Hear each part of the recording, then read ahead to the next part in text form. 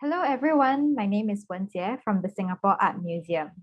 Welcome to Bread and Butter in a Field of Dreams, a workshop facilitated by 𝘸𝘪𝘵, a program for the SAM exhibition Wikicliki, Collecting Habits on an Earth Filled with Smartphones.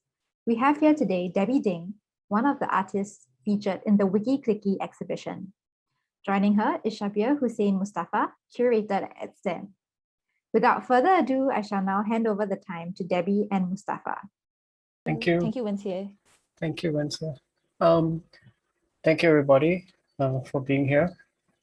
People are still kind of strolling in. So what I'll do is I'll take up the first few minutes to quickly introduce Debbie and also kind of perhaps briefly describe what's going to happen today, at least in the next 60 to 70 minutes or so. So my name is 𝘞𝘫𝘭𝘭𝘦𝘥, and I'm a curator at the Singapore Art Museum, and I'll facilitate the session today. So without further ado, I want to begin by introducing 𝘸𝘪𝘵, visual artist and technologist.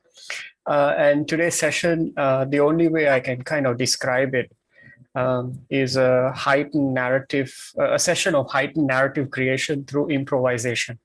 And we'll try and kind of come to questions around improvisation and what sort of a role that may play in today's context, especially when we find ourselves meeting through the digital. Yeah. So far, we have had two sessions with 𝘸𝘪𝘵 as part of the Wikicliki exhibition. The first session was actually titled Wikicliki, whereby we explored the shifting phases in 𝘸𝘪𝘵's practice, from the kind of early analog works to such as here the river lies and rules for the expression of architectural desires, both of which are on display in the current Wikicliki exhibition at the National Gallery, Singapore. But we also kind of talked upon how 𝘸𝘪𝘵 reworks and reappropriates kind of formal qualitative approaches to collecting, labeling, organizing, and even interpreting assemblages of information. The second session was titled The Legend of 𝘸𝘪𝘵, named after a work that 𝘸𝘪𝘵 produced also in 2021, first as part of a State of Motion, but then later we kind of decided that there was a need to kind of talk through a work which really gathered the last 10 years of her practice into a kind of a game environment. So that is what the second session did. And before we get into the session today, I also just want to kind of mention very briefly the role that prototyping, right, and something that we're going to kind of explore today as well, the role prototyping plays in 𝘸𝘪𝘵's work as a kind of a conceptual strategy. And it kind of really attempts to kind of enable breakthroughs, and also kind of work through dead ends, right, that one usually encounters. And really by looking at kind of amateur archaeologists, citizen social scientists, and of course now the machines, right, that very much kind of interact with us almost on an everyday basis. And one more point, kind of professional CV of 𝘸𝘪𝘵. I must remind our participants today that 𝘸𝘪𝘵 teaches interactive design at Nanyang Polytechnic, and she's a certified Unity code developer. And these kind of aspects interact with her art practice in fantastic ways. So we'll encounter this recent phase, right, in 𝘸𝘪𝘵's work, something that she's been developing since, gosh, 2016, I think. So it's been a long process, but we'll kind of explore it today as part of our workshop. And yeah, which brings me to the task at hand today. Bread and butter in Field of Dreams. This project kind of originated from the legend of 𝘸𝘪𝘵, right, which we discussed in our last session. And it's again a kind of a similar game environment. And so I'm going to let 𝘸𝘪𝘵 kind of go into that. But I just wanted to make a brief comment on the title. Bread and Butter in Field of Dreams is actually inspired by a first of its kind National Arts Council survey done in 2013, which was also titled Matters of Bread and Butter in a Field of Dreams, a study of the people who work in the arts and culture. Basically, the survey kind of sought to understand how artists make a living and survive, and kind of, asking this very kind of almost a cliched question at times also, or is art an economically viable livelihood? If so, how? If not, then why? And in this way, kind of, we are reminded that art and life, more than any other profession, can indeed become interchangeable facets of the same phenomenon. So we're going to try and think through some of these things, and Debbie is going to come to this survey and a couple of others that she has had to undertake as an artist over the years. So we'll kind of explore some of these questions. Last point, the session is interactive.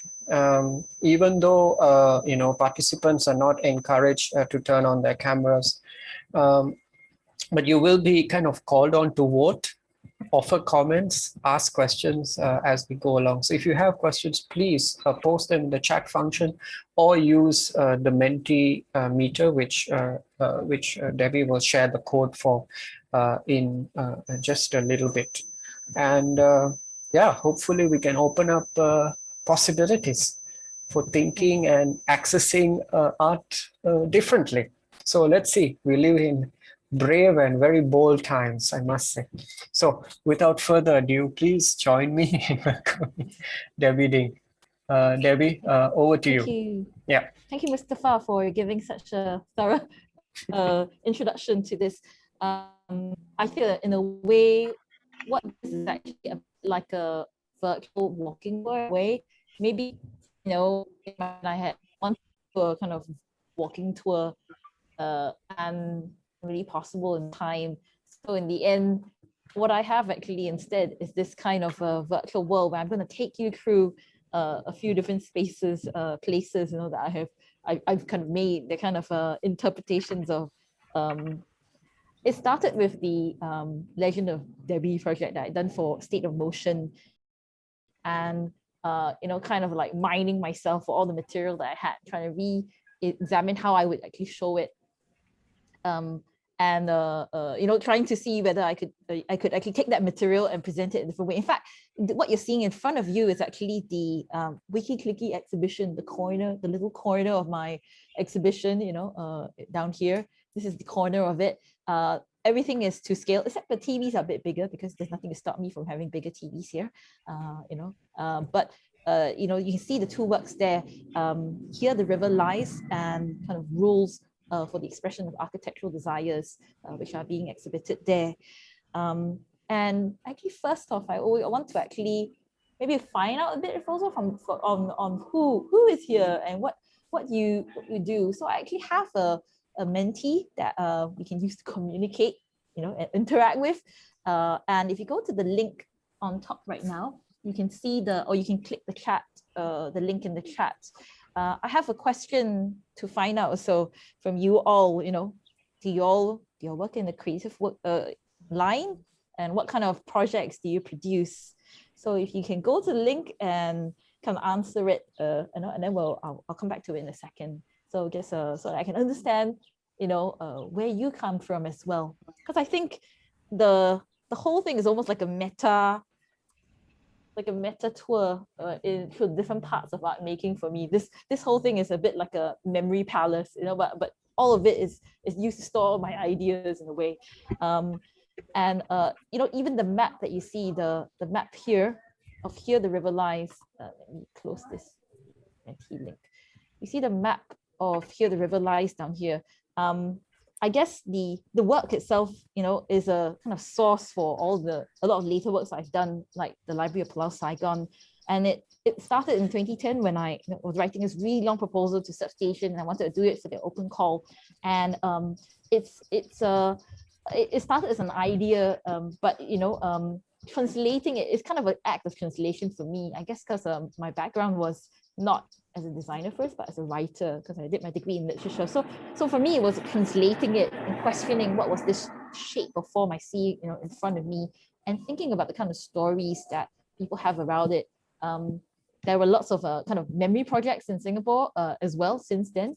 And, you know, the memory projects are quite earnest, and I wanted to have some room for more than just this kind of nice earnestness, you know, to collect kind of stories that could also be fictional or even bad memories, you know, the kind of memories that people say, it's kind of bad, I don't want to, I don't know whether I should write it down, or maybe my memory is not so good, so it's a bad memory, and I don't want to write it down in case I say something wrong.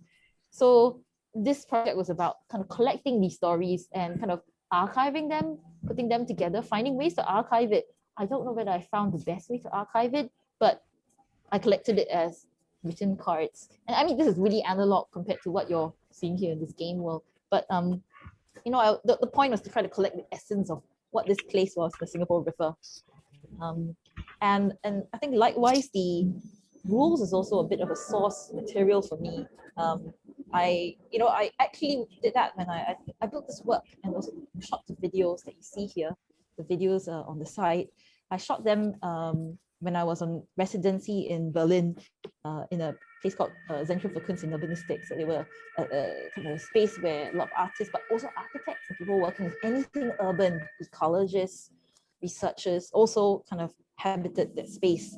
And it's kind of funny because despite calling myself a visual artist, I found myself, you know, kind of returning to these text-based work as my source, you know. So I was thinking in my mind that one day I would translate it into something visual, but in a way they also work as these kind of rules, you know, and you know, these rules were meant to represent some city, not necessarily Singapore, but it could be any a dream city where all of the kind of desires, architectural desires that people have are being expressed also through the rules.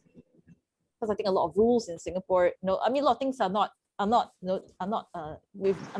or not written with that in mind. So these are quite idiosyncratic in that sense.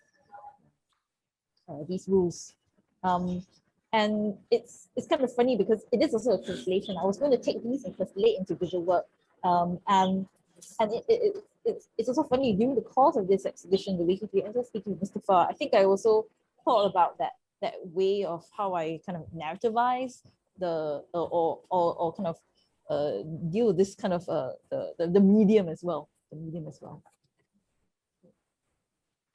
Debbie, just to ask you, the rules are also accompanied by a long format essays, right? Yes, yeah. Each of them are really long. They're longer stories, but they are not so much stories as kind of the rules, you know, and their impact on that city.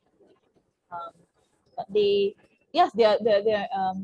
if you go to the Wikicliki exhibition, you could find the booklet with all the longer stories of them. But of course, these are expressed also in some pretty pithy kind of rules that are on the wall, kind of intended to be quite shouty, you know, kind of on the wall. I was going to look at your mentee responses to find out. So it looks like, so some people work in tech and museum and a variety of art and craft as an artist, scientific explorations, and urban farming. Oh, interesting, urban farming. So it looks like quite a few have got some creative dabbling. So maybe that's also have a lot of like slash different roles, right? And I myself also, that's great because I suppose I also always think about where exactly I'm making the work. What am I doing? What is this thing now I've made? What is this? Am I doing a Twitch stream? Should I have just done it on Twitch, or should it be art, or is it a game? Should I release it as a game, indie game? Am I an indie game developer? So these are often things also I think about, you know, yeah. I have a question about this, you know, like what we're experiencing at the moment, right? It's not a tech demo, right? No. Yeah. In fact, it's far from it. But I mean, it's not. It uses tech. I think people often ask me, are you a tech artist? You know, are you a tech artist, media artist, new media, technology? You know, I do say I'm an artist in technology because technology is a big part of what I do. But it isn't a tech demo. In fact, if anything, I'm going to admit that it's pretty glitchy. I built the thing that is in the background of the Mentee. If you see, you remember, the whole thing is built. So it's a bit, it's a complete DIY operation as well. So whether, it's definitely not, in fact, when I used to build this, I was telling Mustafa, at the beginning once I built everything, you'll be walking and then there'll be somewhere, there's no collider, you fall off the edge of the world. In fact, that's how I imagine the worlds linking to one another. You just fall off the edge of one world and end up on another. Because I wasn't very good at this in the past. In fact, I never studied design. I mean, I did my master's in design later, kind of as a mature student already. Commercial design, working in commercial design was my design school. So when I finally did it in my master's in design, it was on an art scholarship. So I had the idea I was definitely going to make art with those skills still,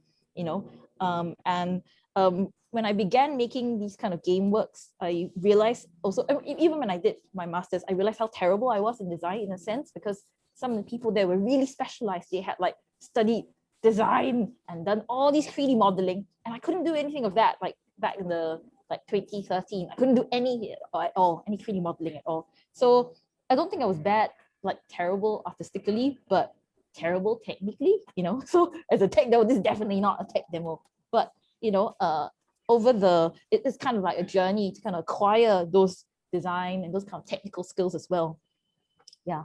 I also have a second question for everybody. Thank you for answering the Mentee earlier. So I have a second question to ask everybody. So there was some more answers as well. So very interesting hybrid roles that I can see that people are doing. And so I wanted to know how important for you is this question of functionality as well? Or how important is this to address real world immediately? What about things that don't translate to immediate results? Yeah. So this is a question I ask myself, because teaching interaction design, the language we use to speak in interaction design, design thinking and all this, is so different from the language in art. And perhaps even the starting point, kind of way that we ask it, where in art, the question is open. It points to the inability to solve it. Whereas, design is like, we're going to have to solve it for everybody to make the world good and better, somehow better, not sure for who, someone better anyway, better anyway. So there is a very different approach, even if they are both creative jobs. I'm going to walk over to this table now. In the meantime, while you look at the Mentee. So if you go to the Mentee, you can continue answering while I walk over to this table, my table. Here, whoops. Give me a second to walk over to my table. So the Wikicliki of this show, I thought I might as well just show this part, because this is the titular wiki that is in this show, right? I thought I had to at least show it. And so this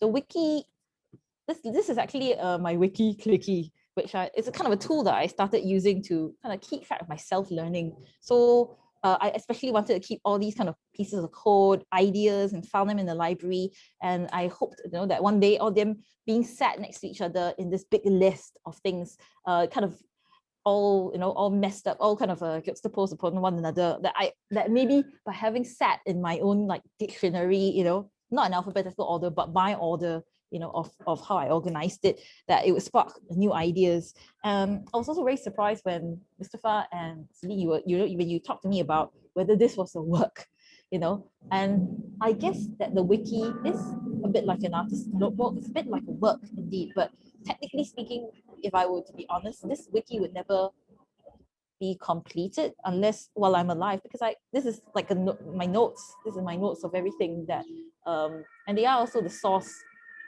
material for for all of the works that I make. Though it's intended to be organized in the way I understand it. It's kind of funny because this website has been on for a very long time. I don't even know if any more people have gone to it since the exhibition being called Wikicliki. But everything is quite public, but I kind of rely on the fact that there's just so much information that I've kind of scribbled away that nobody's gonna read through everything that I have kind of made. I mean, my notes are really rough as well. But you know, they for me are a great source of kind of being able to look back and realize that sometimes what I said, you know, today I'm thinking this, but actually yesterday I said a totally different thing. How frequently do you add newer wikis to this? Like how frequently do you add?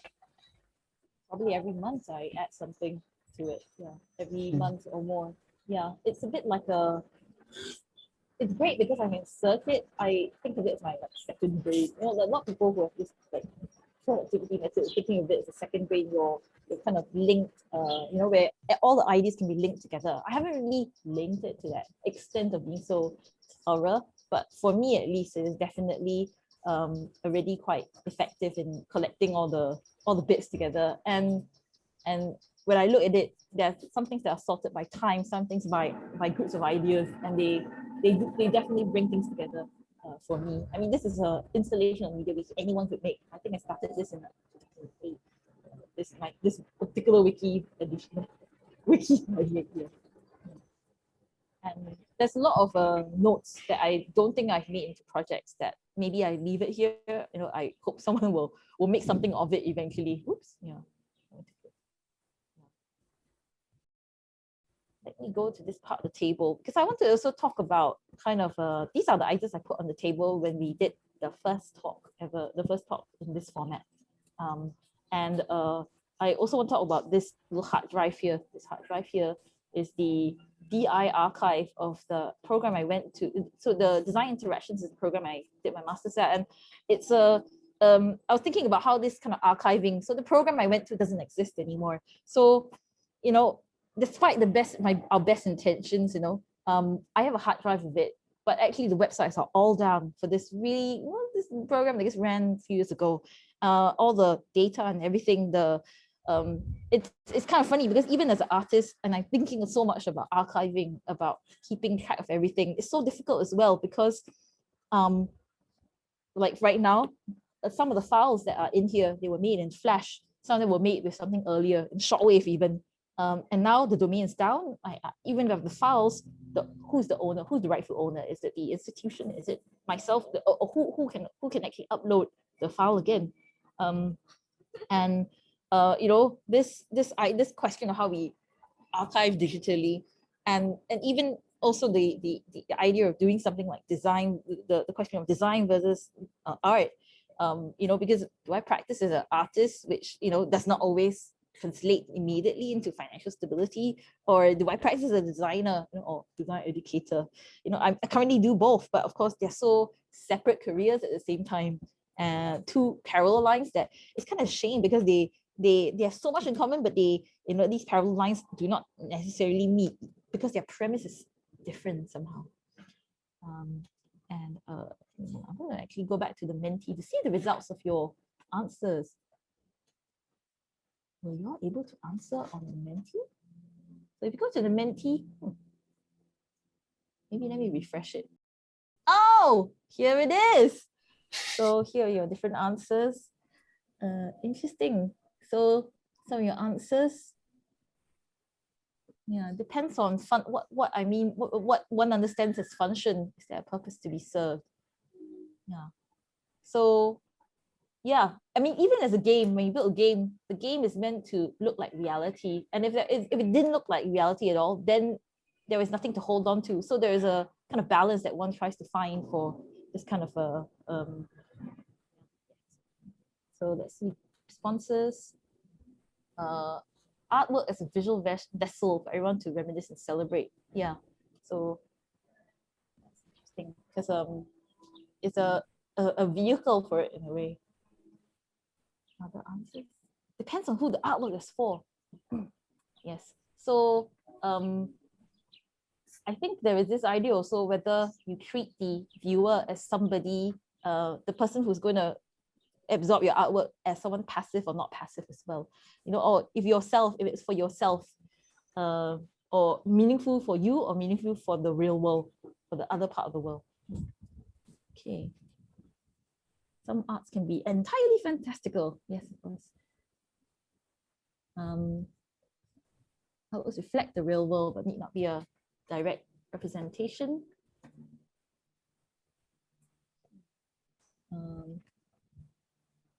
The aim of the outwards raised question, yeah, exactly what I also mentioned earlier. Not as a source of information and answer, or should it be, also. One thing I found interesting is that a lot of people who present speculative design works choose to do so because they might say that art has no power to change the world, because of its the way it is presented. So I don't know. It's a debatable question whether one thinks that art can change the world by raising those questions. Yeah, I'm gonna go through a few more. Some more answers. Making something tangible is a prerequisite. So, finding all these experiences and extending and extrapolating them. Perhaps that's also why I agree. I think this is also perhaps why I work as an artist, because there is maybe the possibility for extending it as well. So different answers here. Difficult question. Okay, so yeah. David, can you talk a little bit about how you have these two states of mind, right? One kind of state of mind that you adopt when you go to work and teach, right? You teach interactive design, right? And then you come home and you start working on your art, which kind of has a completely different state of mind, and they're both always in conversation with each other. Yeah. Are they different? Are they the same? Yeah. How are they? I think they're very. That's almost it's very different approach to it, even if the skills are similar. You mean, how do I switch between? It's like code switching. I guess it's like where you can speak different languages about a thing, and there's a use for both of it. I see some of the utility in how we see it. I mean, I like this diagram because this diagram that you see here on screen is the kind of a futures cone. But or you could say this is also the plausibility cone, where you see the current point we're at, and often as designers we also design for the future. You take it as that you have to design for the person a bit later on, but we don't necessarily try to think of this cone where there are lots of different possibilities or ways that we can steer it to the one that we like. There's also a very likely path. There is also kind of realm of a possibility, even for reinterpreting things in the past. Whatever. Even for me also, I feel like some of it is about how we actually rewrite, what we understand of the past. Not say rewriting history, but to kind of make sense of it, make meaning from it. That where sometimes you may not initially see it.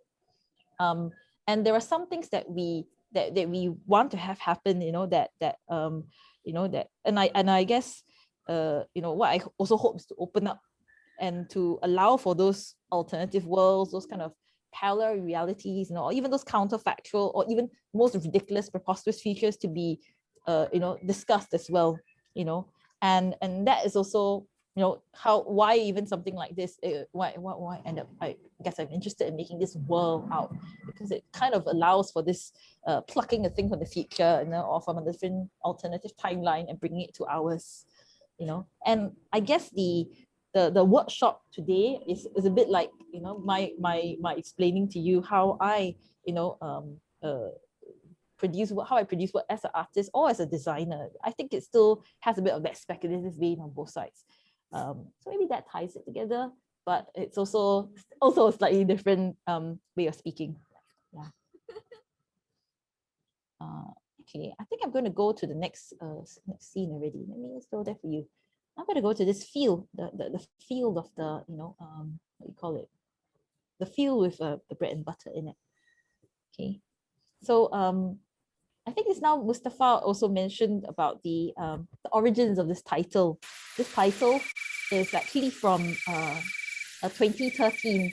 the NAC, the National Arts Council Singapore, had commissioned this employment study to find out, what are the kind of conditions and arrangements made by people working in the arts sector. And I remembered it because it was so evocative.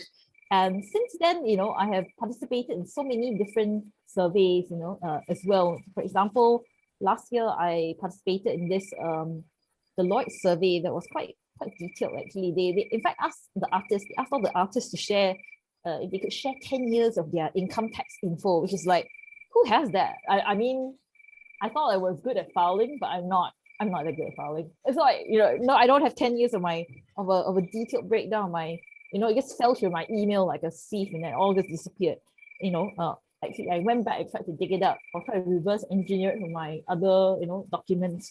But what I suppose they were asking is whether you could break down your earnings, in the arts versus the non-art activities, and that was quite sobering for me. Actually, it was shout out to all the teaching colleagues here. Because when I went into teaching, I think I know of this kind of what we call formative assessment, where you ask someone a question and it doesn't matter they don't know it, but because you went to ask them about it, you start thinking about it, oh my god, then they got schooled as a result. It makes you also think a lot. I think I've reached a point practicing after about 10 years, thinking about sustainability of my art practice as well, thinking a bit about the kind of form also. And what you can see here is this bread with a butter. In a version of this game, you'll be able to collect it in order to move on to the next stage. And in fact, I think I have it somewhere. Where is it? Let me find it. Oh, there it is. Okay, so this is actually a screen from it. This is a screen from the Deloitte survey, where they had asked basically what were the things that had kept you from making your art, really. Let me zoom in a bit. Hold on, give me a second and zoom in. So they ask questions like, let me see, what are the things that, sorry, it's a bit blurry. What are the kind of things that were hindering you from becoming an artist, or being great at art? Difficulties in getting gallery, disability, discrimination on the basis of many different things, geographic isolation, high commissions, insufficient talent, not prepared to take risks, lack of access. This list, by the way, was the list of the things that could hinder you were nearly twice as long, because you see this is the list, right? The one on the left side, that one column is the things that could help you in your career. Then the list of they were brainstorming. So somebody out there, I don't know, props to this person who was taught of it all. They had a list that was almost twice as long for the things that could hinder you, which is quite a sobering thing. Yeah. So, I think I also have that conversation with Mustafa, right? Also asking about, what exactly is the sustainability of our artistic or curatorial practices. So, because I mean, I'm not in it for money first off, but rather to make meaningful work. But then there is also the practical aspects, of keeping things running, getting the bread and the butter, getting enough bread and butter in your field of dreams, through the field of dreams. Yeah.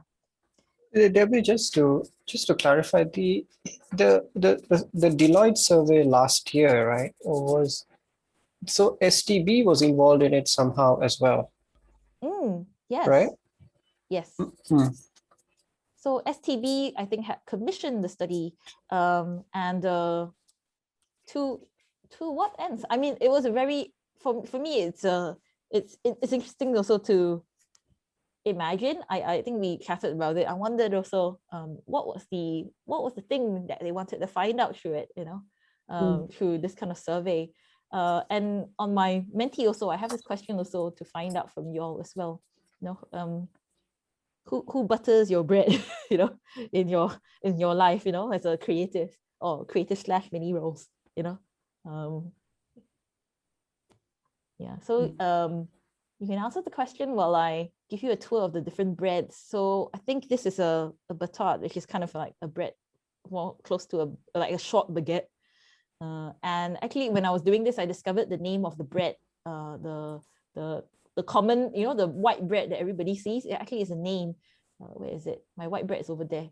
So this is the white bread, the Pullman loaf.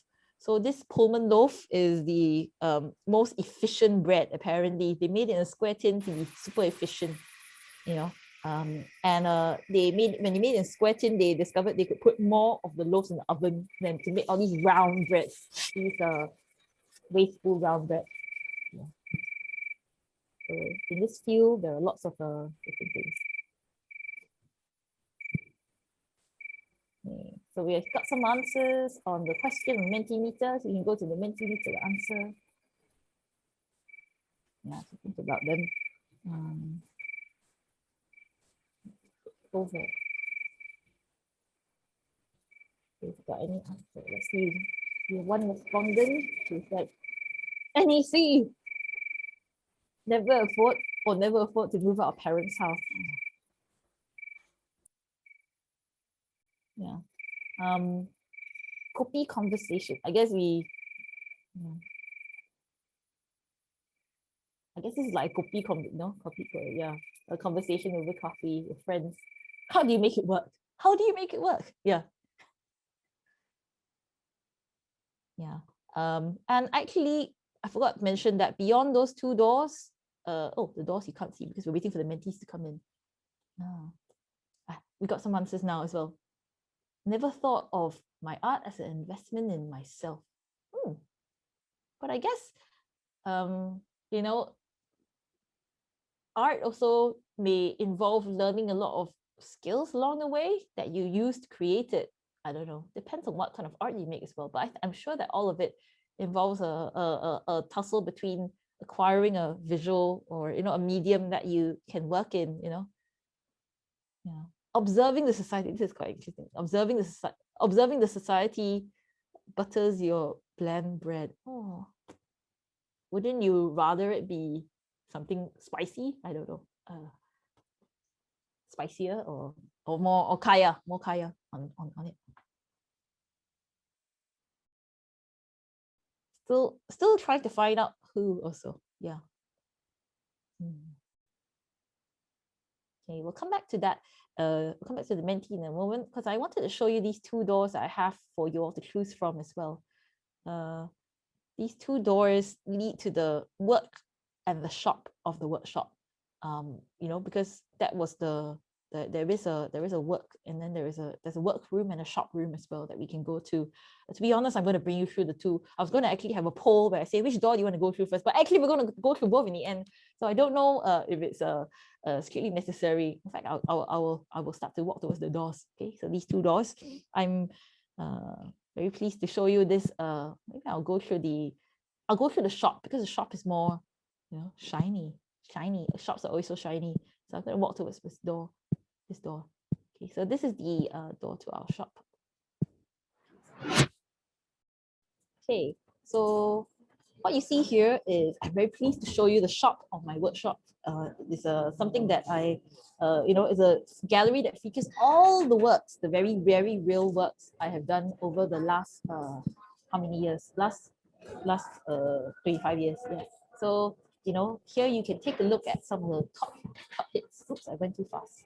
Okay, so I'm gonna zoom in a bit so you can take a look at some of these top, you know, works here. As you can see, I've got some very, you know, I've been a prolific writer of small books, such as the you know, How to Be Happy with Your Life as an Artist, Decluttering Your Artist Material Stash, the Artist Guide to Productivity in Agile Project Management, very important topic. I'm not a Scrum Master yet, but I'm close. Could you talk a little bit about productivity? Because I know that over the years you have kind of tracked, right, your productivity routines. Yes. Yeah, in terms of then, as a result, what is possible and what is not possible, right, in relation to, yeah, time-wise and well, maybe in relation to time. That's the thing I could measure, you know, in time. I think even more recently, I've become even more, I don't want to say obsessive about tracking my time, but it gives me insight into how long it takes and how little time some things take. I've always found that one thing I liked about design work is that I could set a timer and I could complete it on time, whereas making my artwork could take infinite time every time. This is quite frustrating because I couldn't get a handle on it for a really long time actually, and only recently have I sort of kind of gotten a sense of it. Productivity also because there's so many things competing for my attention, making my day job is currently teaching. Previously I used to work in advertising, which involved working from basically 10 to 10, which is quite unseasonable, so I actually am not in advertising anymore. Teaching is a bit more I want to say not evil in that they understand that people have families and life and a bit of balance in kind of your work life, and everybody is like they always remind everybody to eat lots of fruit because it's like a school, and schools are like good inherently, and want to teach people to eat fruits and be not sleep late and all those things that are good. So productivity is something that it's on my mind because there's so many competing things. I also have a 2-year-old who is currently napping, which is great because if she wasn't napping, she'll be here on my lap right now or on the computer. She's like a big cat on my computer in front of me if I'm staring at it. So all these things are kind of shouting for attention as well. So to produce work, I guess I've reached this point now where I have to figure out how to complete it all, how to hustle it, how to do it all, how to do it, and how to find ways of doing it faster, how to learn the things that they didn't teach me in art school. I technically did go to art school, but I didn't really study art. So it was art school. The word art is in the school name, Royal College of Art. So I guess it's an art school, how to complete the work without making more revisions to it. How do you complete it? Like this is a problem when you make versions of work. You think about online or digital project where you do your version control, and it was all well-intentioned and all that, how to do, what's the best way to do Git and everything. And then it still falls apart. I don't know what happened in the end. This project is like my naming convention was so good in the beginning. Everything was labeled, everything in my file was beautiful. And then suddenly it just wasn't anymore, thinking about how to automate your art making process, or, sell the work, or, how to make it less boring, the data, because data is a big part of it. And let me go here. This connected to this, right? I mean, could you also talk about this book, Help Get Me Out of This Game World? Oh yes, this helped get me out of this game world. It's a fantastic text, Yes, this is a fairly recent one, because here we are in this mini game worlds.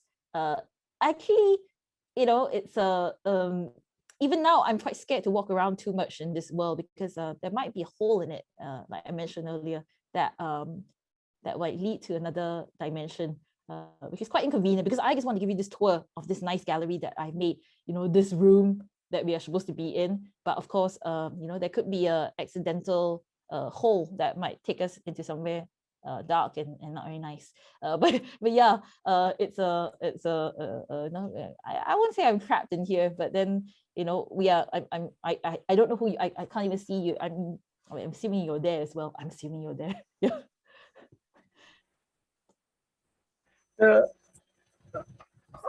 How did you conduct the interview with the Yangtze scribbler? Oh yes, so maybe we should give some background to it as well, right? Yeah, the Yangtze scribbler. Maybe people don't know what the Yangtze scribbler is. So the Yangtze, these are all the books here are all different ones, and one of the most important ones is probably this interview I did with the Yangtze scribbler, who is this very mysterious character. I'm not going to spoil it for you. You gotta read it for yourself. But he's the person who's been leaving all these marks around this area in Singapore.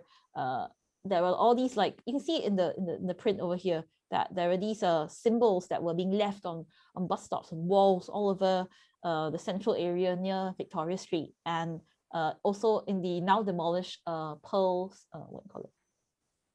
Center, not Pearl Center. It's the Yangtze Cinema.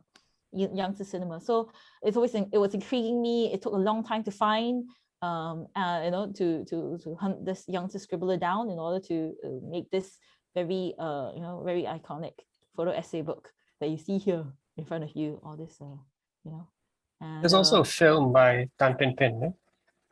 Yes, that was done before this though. That was done in the early stages when I was still searching for the youngster scribbler. Yeah. Yeah. Debbie, there is Lots of another question. These books are so interesting. Where can I find them? Oh, these books are so interesting. I will definitely point you to a link later. This whole world that you see here will be hopefully released later this month as a downloadable. Everything for sale. No, not for sale. Yeah, for sale. Yeah. Also on Steam. Not on Steam. Maybe not on Steam. Maybe just on itch.io. Yeah. So there are lots of different. Maybe it's an NFT. Maybe. Well, we haven't decided. But thank you for your interest in this. In all the mini books that you see here. Yeah, they're quite. They've taken a very long, very long time to write as well, as you can imagine. It's taken years to accumulate the material first before they became all these books. They're like all these books on of my 3D, a lot of my 3D books as well, and also this one, baking loaves in the shape of Lost Islands of Singapore. Which is basically where my Here the River Lies ended up into this cooking book of 53 sourdough recipes that you can see here. So this one is also has also a detailed guide to the fermenting of the sourdoughs for your loaves. So they are referencing like the 53 islands that have kind of disappeared for whatever reason, right? Yes, they're all different, and they're all different texture. All these sourdoughs also embody the different texture. Different recipes for different types of sourdoughs also embody different types of features on those islands. Because there are lots and lots of islands that Singapore has lost over the years. Also, there's also a bread cafe on this side as well. A lot of breads on that side too, which I'll go through a bit later. But I think we're going to look through the different parts of this book area first. So you can see there is speaking of which, there is another the Malayan book. The Malayan book is new. Oh, the Malayan book, is it new? The pink cover, is it? Oh yes, the Malayan. Yes, the Malayan. These Malayan, yes, it's a whole catalog, anthology of Malayan pictures, because I think the world really needs more Malayan pictures, well-drawn ones, or maybe to be curated better as well. So they are here in this book I've curated here of Malayan drawings. Lots of very interesting artists are also in it. I think it needs more attention. Even our kind of lost, not really lost. The one in Sentosa is definitely lost now. We've lost the Sentosa one, I think. Let me go to this side. There is also a little bit on this very, some of these very collectible things. The Library of Pulau Saigon, paperweights, the perfect accessory for your desk. So there are lots of these. I think it's quite nice paperweights you can collect from here. And I think I also have some more really interesting collectibles here, which are the 3D items here. You can see at the bottom, we have a pink fragment facial massager and a space geode citrus squeezer. Space geodes, yeah. I think there was a book about them somewhere as well. The space geodes. I think the virtual rock collecting, book somewhere. Can't recall where I put it in this book, this museum shop. So here there are also you can see the young scribble again. Also a lot of catalogs about Substation. I have to admit, yes, because I guess I've worked with the Substation for many years, and I've sat in their office for a really long time, and as a result, I've catalogued everything inside it. I know it's very sad that we know what's happening now with Substation, but these are the catalogs of all the precious things inside there. Guidance. So 100 walks around the world. This again, more rocks. Let me go out again. And tidying, decluttering. Yeah. Let me go a bit closer. Sorry, I want to go a bit closer.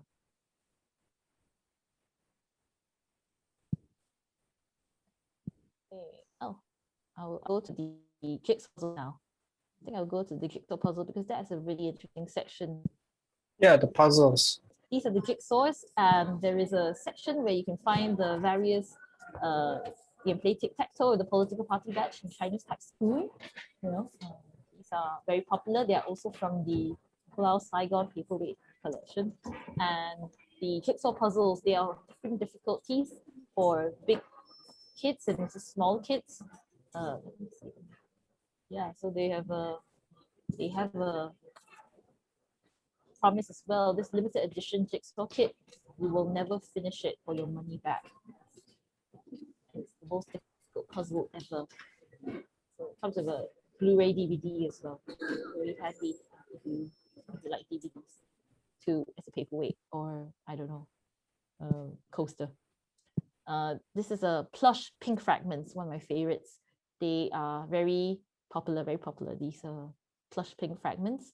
And also on this side here, I have a unforgetting stick. Some of you may remember the unforgetting machine. So here you can actually get the unforgetting stick in a stick form, for portability, or even the voice controlled version of it. Who needs to, you can unforget it before you have even forgotten it. Yeah, even better, right? So now I want to come to the, I don't know, yeah, Mr. If you have any question, you can just stop me anyway. So I want to come to the bread section. I wanted to quickly ask you about the tablecloth. Oh, tablecloth, yeah. The tablecloth? It's also for sale, right? Of course, yes. The tablecloths are also for sale. These are also very artisanally sculpted tablecloths, frozen in time. The tablecloths, actually, I think if you go from one angle, you can see the tiling. It actually says the size of the picture. I have to admit, it's a very, very technological tablecloth. Yeah, that some people may recognize if you ever built anything in Unity. Yeah. So this is the cafe section for this museum shop, where I'm going to bring you to the counter, because of course that's probably what you want to look at, right? What we have in our menu. So we have here in our menu lots of lovely things. List of fancy breads, drinks, a few different drinks like espressos, affogatos, and lattes, and also very pertinent, now that we're in a pandemic, is the MREs, the meals ready to eat selection. So we also have a lot of those that can be consumed in the museum shop. Okay, so the fancy breads can also be gotten in a different format. They're also here because you see, this retail shop has it all.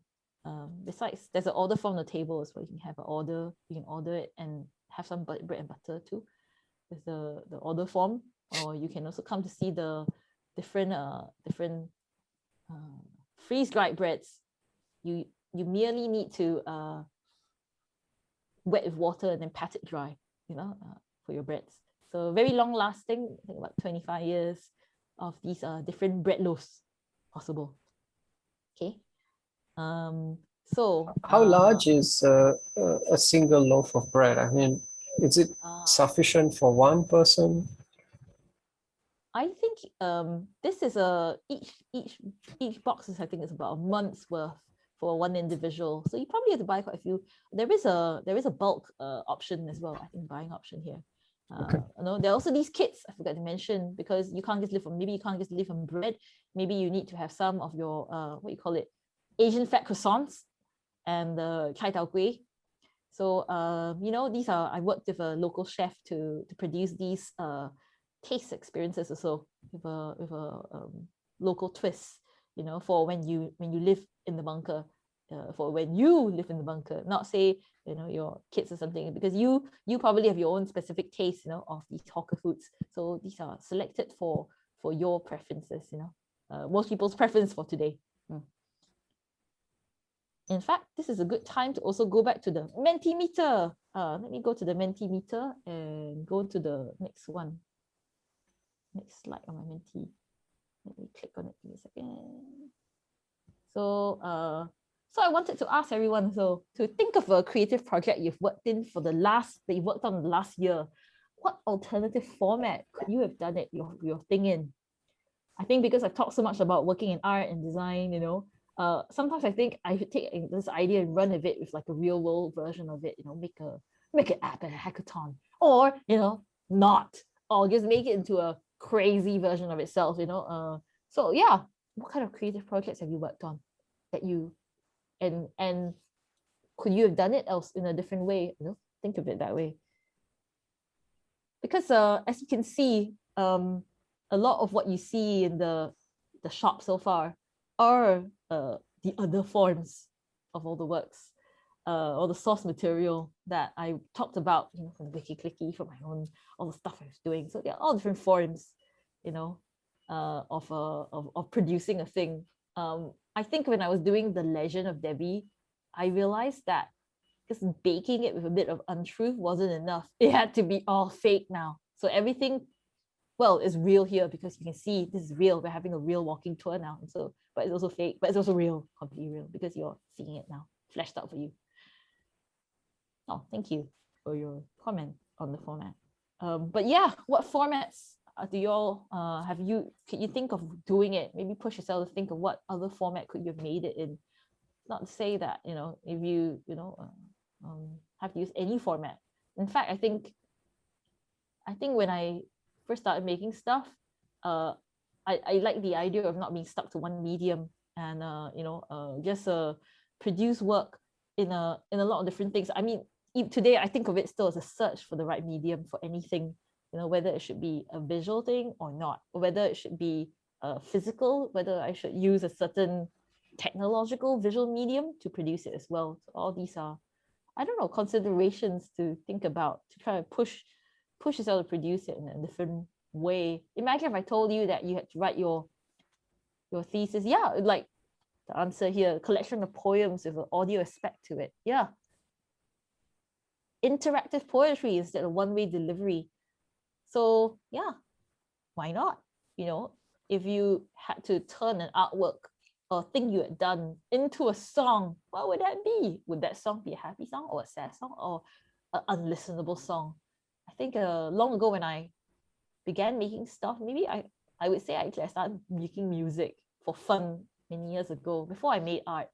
And I guess I had a concept for the band I was in. The concept of it was that I would make stuff once people got into the groove of the genre of music I was playing in, I would change that genre. This made the song very unlistenable, to be honest, but it was a concept that I thought, you know, playing with that medium, you know, playing with that form of it. Oh my God, you've made a makerspace. Someone's made a makerspace. Well, you will love to see my workroom next, I'm sure, if you like makerspaces, edible ones. I'm not sure if mine is that edible, but yeah. Okay, so continue to answer the questions. I will bring us to the, I wonder if it's time to bring to the next room. I think I should go to the next room. Okay, I'm going to come back. So I'm going to go over, did I miss out any part of this room? I think I'm going to go, oh, I forgot the Milo dinosaur on the table. There's some Milo dinosaur here. So I got some Milo dinosaur as well, because that's everyone's favorite, I'm sure. And I'm going to bring refashioned as an energy drink. Right? Yes, energy drink, you know. It's not just a chocolate. Give me a moment. I'm going to bring us to a new space. This is the work in the workshop, the workroom of the workshop. Okay, so the other side of the space that you just saw is this other interpretation of an art space, you know, where over at the museum shop, you know, I guess you probably now want to buy everything, right? But of course, that would be too easy to give it to you for money. So here instead is a room where I'm afraid that you're going to have to work for it. You're going to, you can't just be a passive consumer of it. I think I showed you the calendar of events in this space. This is the events coming up for 2013 September. It's a bit dark in here because there's meant to give this atmosphere, you know. So, you know, there's going to be lots of events coming up. This, you know, I was always thinking that, what if instead of a exhibition, you consider habiting the space instead, instead of it's a bit like, this is perhaps a bit of a mashup of all the spaces I've been in, like the random room. I did a residency substation. I think I worked there for quite a long time. In fact, I lost a bottle of I want to say mezcal in that room. Anyway, there's another story. And I've also been in other rooms like the praxis, process rooms, or research libraries, where you really are expected to work to understand something or anything. You have to work for everything. And instead, it's also intertwined with everyday life, with the kind of practicalities of everyday life. So let me bring you to my reading corner. This lovely reading corner here is it's got a lot of sofas from someone's house. That's the only way for it to, that's the most comfy, of course. And there's a lot of different things here. This process notes. This is a lovely format. I've always worked with this process notes for many years, actually. Yeah. Okay, so we've got some other interesting documents here, very top secret ones. You can't read them, I'm afraid. I can only show you from the outside the top secret manuscripts. There's some process notes here, business plans, draft PhD thesis, what's this? A workshop and a few sharing sessions. And oh yes, of course, sharing sessions for your side hustle ideas, very, very important. So these process notes are something I've always done, where people can come in to try to understand what on earth is going on. And they can sit here for a few hours and perhaps they will emerge the wiser or not. Yeah. Okay. Wait a second.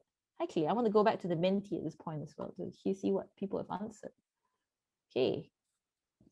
Another answer here. Maybe the project should be about building a community. Yeah, that's a different format entirely. That's a different thing entirely from a physical object or a work. Yeah. Okay, I want to go to the next question as well. Number 5 and 6. 5 and 6. Okay. Question 5. Actually, I'll go to question 6 or so, because this is now thinking about. Let me go to question 6. So do you all share your work in progress? And when are you comfortable showing something in progress? Because we talked about all these different forms. It takes time to produce the work in so many different forms. So I'm wondering, how do you share it? How do you share it or do you show it only at a certain point? Okay. So please go to the Mentee and you can answer there. And I'm going to hide the Mentee now so I can show you the other spaces of this work room. This work room has lots of very useful spaces, like a residency space in here for people who want to do a residency or just live here. And there is a school, a little school as well. Lobang also available here. Free school, where all these are the classrooms set up for the free school, all the alternative ways of learning things as well. So we've got a little classroom set up here. You can imagine, very fun here. And at the back here is a kind of storage area. I have to admit, it's still being the process of being organized. It's still very much even this world is a work in progress. I've got some temporary project storage.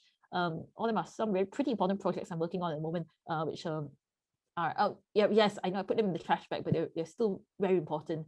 And also kind of scrap material that I can't bear to let go of. I bet all of you also have this big horrifying cupboard of hoarding stuff that you're hoarding. So I know letting it go is really hard sometimes. So these are the temporary project storage, big boxes for all the half bakery of ideas that I have. Debbie, I have a question. Yes.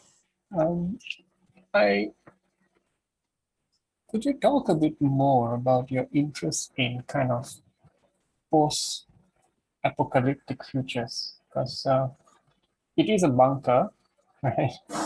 Yes. It appears to be underground, right? I mean, bunkers. Yeah. Yeah. Could you talk a bit Yes. more about this? Because I know some of your works have touched upon it as well. Your Yes. collaborations with different kind Yeah. of food Like with the chef. personalities. Yeah. Yeah, with chef that I worked with for the meals.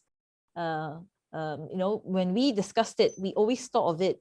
We wanted to start with something, a premise for it, to talk about things like, when we were discussing it, thinking of ideas of like food scarcity and kind of like food, which is so big part, so many things you can debate about, the food stuff. So when we were making it, we weren't making a work for somebody in the future that I can't imagine. That's like an extra stretch. We were just thinking about what was that scenario that we would focus on, for us now, I think it's much more horrifying if you're the one in the bunker, then you say some future descendant of mine is in the bunker, maybe they live in the bunker for their entire life, they're like happy with it. But for us, the notion of it is a bit more, I want to say that it's more alien for us because we don't live in bunkers right now. So, it is a starting point to imagine also this, the world around it. And so for me also, it was a practical question. I think thinking about bunkers, when I built the bomb shelter, this building this bomb shelter here that you see, it's a practical thing as well, because wondering what kind of things are allowed inside it as well, in the bomb shelter.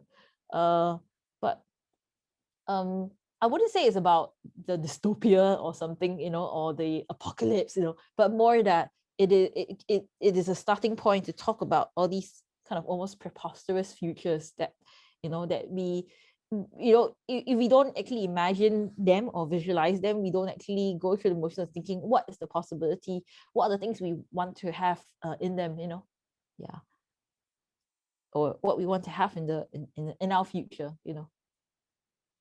And I think people are kind of visual as well, like having brought something and visualizing it makes it a lot more real. Like we can talk about it now that I painted it for you. Now that you can hold the object, it becomes something that we can talk about. If not, it is it's fantasy. Yeah. Yeah. Let me see the Minty. So some of your answers. Do you share your work in progress? We got some more answers. Oh, Instagram. Interesting. But you do feel a bit pressure to finish something as soon as you post it. Indeed. This is what I do too. I mean, well, I use that to good advantage actually. So often, even before I've actually done it, I tell everyone I'm going to do something, and then it's now my integrity to complete it. Just like, I have to complete it now. So yeah, it's definitely self-invented pressure, but it keeps you accountable. It keeps you accountable sometimes as well. So good and also not good sometimes. I mean, it depends on whether it's feasible to complete. So another comment here, make us make better when random people with random comments are involved some way. Yes, forks in progress. I agree. Yeah, I think that's a nice attitude to have. So the random inputs are the ones that, especially if it's something that I couldn't have thought of, that makes it even better. Another comment here of a person said, I used not to, but now have started to see creative work as a continuous work in progress and share it with people I trust. So just share it anyway and be proud of what you created. Great. Yeah. So it's a process anyway. So there isn't a perfect, sometimes never perfect point. Like this game here, I don't think it's there was going to be a maze and everything actually, but well, mazes take a really long time to construct, it turns out. Yeah, so we've just got this part of this bunker for now. Okay, this part of this the workroom, which of course hopefully will be even more inhabited very shortly. Okay, so come back here. I think this is nearing the end of our free tour of this the workshops, the work in the shop. And I guess it's good because we have some time also for Q&A, right? Yes, we do. Yeah, if there are any questions, please do post them in the chat function, or just use the unmute yourself and and and speak away. Yeah, or if there's a place you want me to go back to, I can go back as well.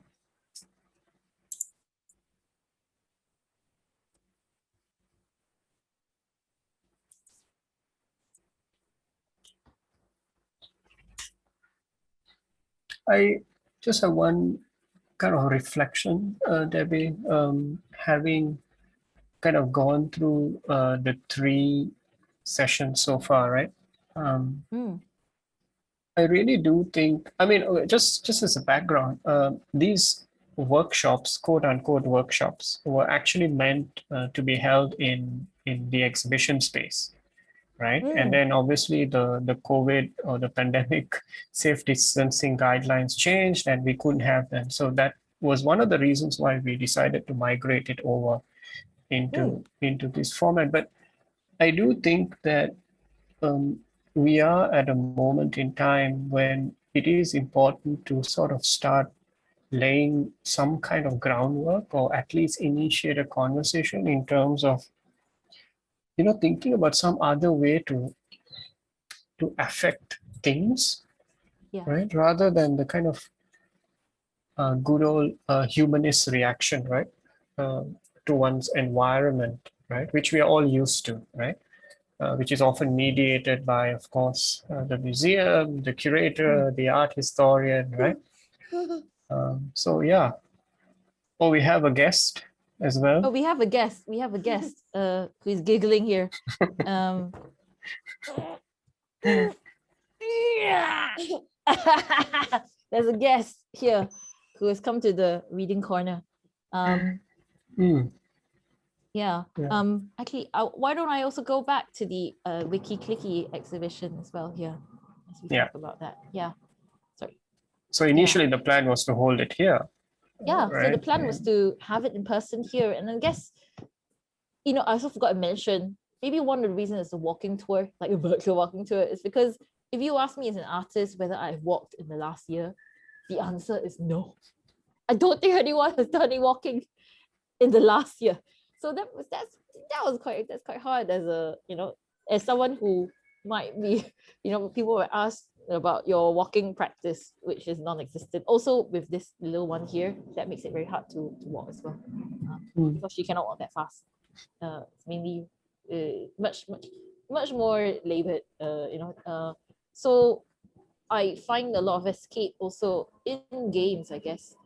Maybe for a lot of people as well, that games are the kind of worlds that you escape into, and I think, you know, it's a whole universe, but also the kind of interactions. For me, actually, I don't, you know, my husband asked me recently whether you say you make games, but you don't even play games. Actually, you know, do you respect games? You know, even respect what games are? Because I play really weird games. They're just kind of explorations, or, you know, city kind of exploration games, urban exploration games. So they're a bit like a version of the thing I always did, like going to Second Life and finding new places to explore. And now this is a version of it, except that, you know, I realized that I too have the power to shape that entire world and maybe distribute it even. So I think that's a kind of a nice note to end our conversation today. So thank you, Debbie. And just a note of acknowledgement to all our colleagues at SAM who made all this kind of possible as well. Yes. So thank you to everyone here. Yes, and thank you also for joining us for this kind of experimental virtual tour in a way. I hope to also do more of these kind of maybe, you know, gameplays in the future. Maybe to also release them. Okay. Great. 𝘊𝘰𝘭, over to you. Over to you, 𝘊𝘰𝘭. Thank you, Debbie and Mustafa, for conducting today's eye-opening workshop. Thank you all for joining us in Bread and Butter in a Field of Dreams, a workshop facilitated by Debbie Ding. We hope you have had a wonderful time. Wikicliki, Collecting Habits on an Earth Filled with Smartphones, is now open and showing at the National Gallery, Singapore. The last day of this exhibition is on the 11th of July, so do visit the exhibition before it closes. If you require more information, please visit the SAM website for more details. Thank you.